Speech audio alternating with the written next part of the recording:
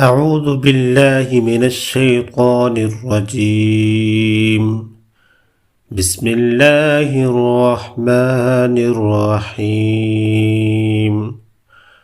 اللهم صل على محمد وعلى آل محمد كما صليت على إبراهيم وعلى آل إبراهيم إنك حميد مجيد.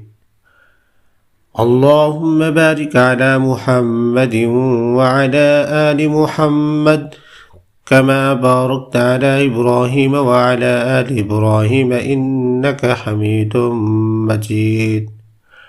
محترم حاضرین و معزز محترم مکرم سماعت کرنے والے میرے بھائیوں اور بہنوں، السلام علیکم ورحمۃ اللہ وبرکاتہ۔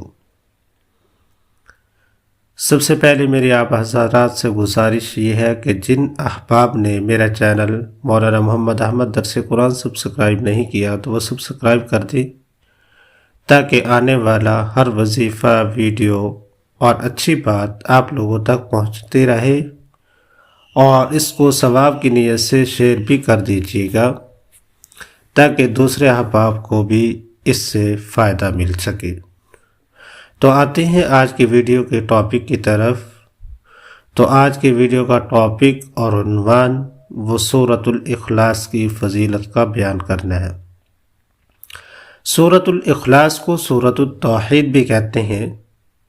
اس سورت کے اندر اللہ تبارک و تعالی نے اپنی وحدانیت کو، اللہ رب العزت کی ذات نے اپنی خالقیت کو، اللہ رب العزت کی ذات نے اپنے اکیلا ہونے کو بیان فرمایا ہے کہ اللہ رب العزت کی ذات وہی وحدہ لا شریک ہے، اس کے علاوہ کوئی اور معبود نہیں۔ نہ اللہ تعالیٰ کی ذات کی اولاد ہے اور نہ ہی اللہ تعالیٰ کی ذات کسی کی اولاد ہے، اور نہ ہی اللہ تعالیٰ کی ذات کا کوئی ہمسر ہے۔ بسم اللہ الرحمن الرحیم۔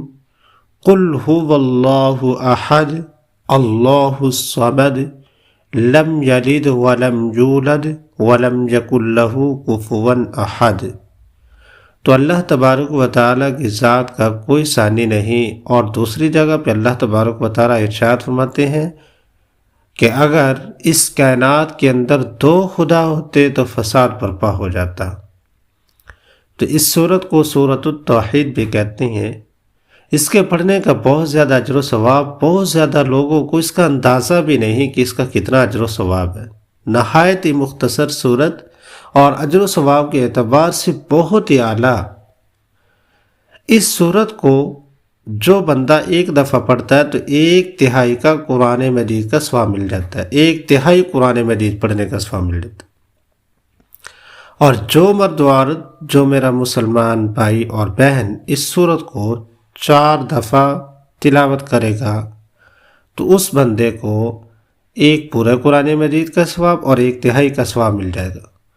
اور جو مسلمان بھائی اور بہن اس سورت کو 3 دفعہ تلاوت کرے گا اس کو پورے قرآن مجید کا ثواب مل جائے گا۔ کتنی نہایت مختصر سورت اور ثواب کے اعتبار سے نہایت اعلیٰ۔